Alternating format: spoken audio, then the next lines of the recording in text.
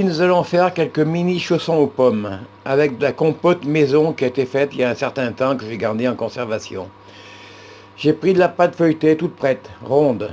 J'en ai mis deux que j'ai étalé un peu. Je pense que ça va très bien, que plutôt que de la faire, c'est plus compliqué, c'est plus long, ça prend plus de place. Donc je vais commencer à étaler et à les garnir pour vous faire voir. C'est de la pâte feuilletée au beurre, hein, au pur beurre, hein, qui est très bien pour ces choses-là. Là, je suis en train de tailler. Alors, 3, 6, 7, 8, 9, 10, 11, 12. Je pense que ça va aller sur la plaque. Je vais les allonger un peu. Voilà. Je les ai gardés légèrement épais. Merde, j'ai mis trop de farine. Pour pouvoir les rallonger un tout petit peu.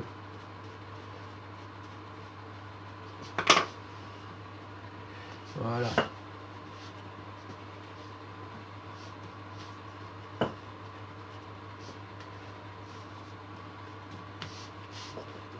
Un petit coup avant, un petit coup arrière.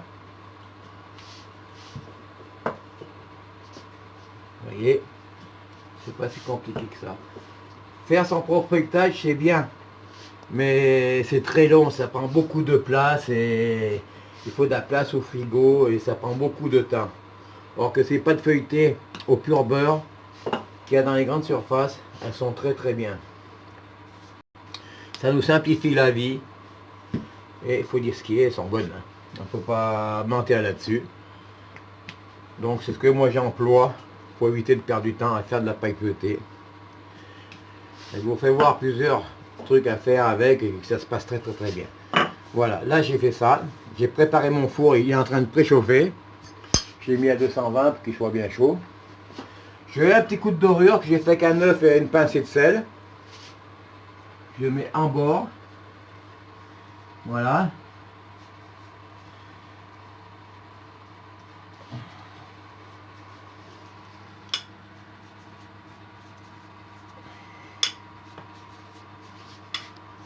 Faut en mettre trop sur les rebords. Faut en mettre que sur le devant comme ça. En bâtier. Voilà. Je prends ma compote maison. Voyez-vous que j'avais fait précédemment. Il y a au moins 3 mois que je l'ai faite, hein. Elle est en conservation dans ce pot, de façon que je l'ai fait. J'en ferai pour vous faire voir comment que je fais. Pour que ce soit assez simple. Voilà, je prends une petite cuillère, à dessert ou à café, comme vous voulez. Je la remplis. Et je mets en fonction de la place qu'il y a, voilà. J'ai gardé mon chausson de la pomme. Pour vu quand on pas dans les pommes. Voilà.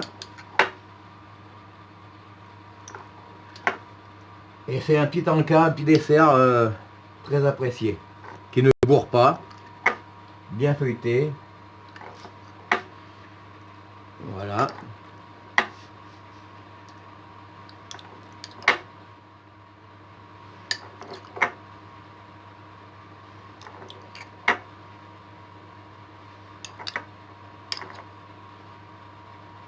Voilà.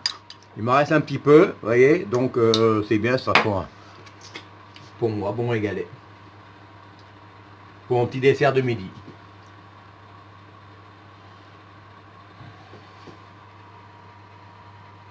Il n'y a pas de produits chimiques dans la compote aux pommes, elle est purement, simplement naturelle. De la pomme, du sucre, un point, un trait et une goutte d'eau. Donc, voilà, je referme, je pince un peu et j'appuie bien. Ah, ça colle un peu les doigts, hein.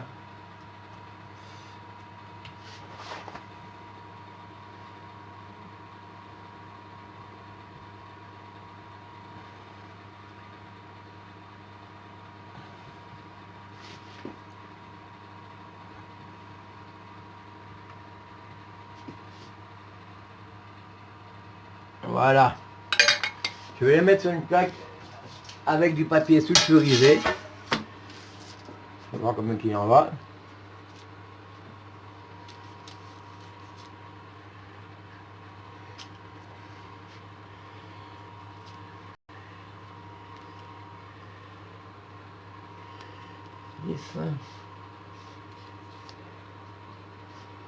Je les prends comme ça, je les retourne. Voyez-vous?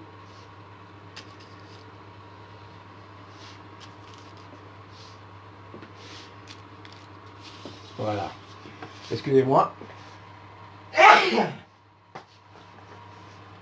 Ceci étant fait, un petit coup de dorure, gentiment, hein, pas écraser tout comme une brute. Tout avec douceur.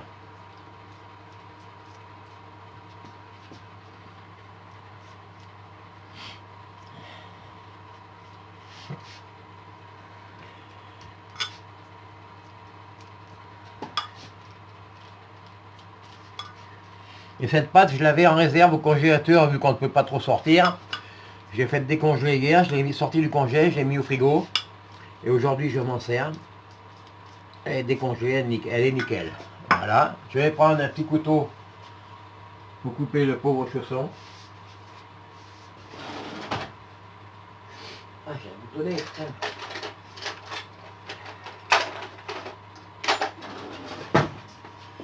Alors, souvent on peut faire comme ça, on coupe quand c'est les grands chaussons, hein, vous voyez, comme ça. Souvent on fait seulement dans ce sens-là, voyez-vous. Merde, on voit peut-être. Ah, j'aime bien faire comme ça.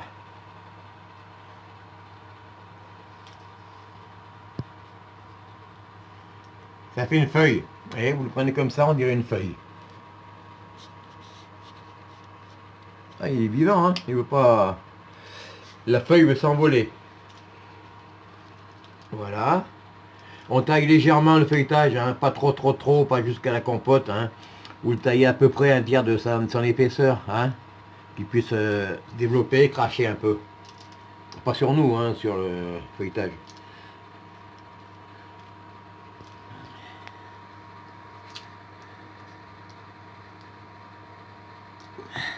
Voilà. Ceci étant fait, je vais le mettre au four dès que le four sera chaud. Et après, je vous rappelle à la sortie du four. Merci. Et 80 centilitres d'eau. J'ai mis 120 g de sucre, 130 g de sucre. J'ai mis à ébullition. Voilà, ça fait un sirop. Je l'ai laissé bouillir un tout petit peu. Vous voyez comme il fait. Il est légèrement épaissi. Je vais le garder comme ça. Et quand ça sortira, dès que ça sort du four, je vous fais voir, je vais les napper au sirop de façon qu'il soit bien brillant et que le sirop ne colle pas. Je vous remercie. Je sors du four. Je ne veux pas les faire trop cuire. Alors mon sirop, qui est légèrement épaissi, vous voyez, ça suffit largement. Hein. Un petit coup tranquille. Ah, un petit coup tranquille. Pour lui faire plaisir aux chaussons. Il est un petit peu épais là. J'ai laissé chauffer un peu trop. Mais c'est pas méchant, hein, regardez.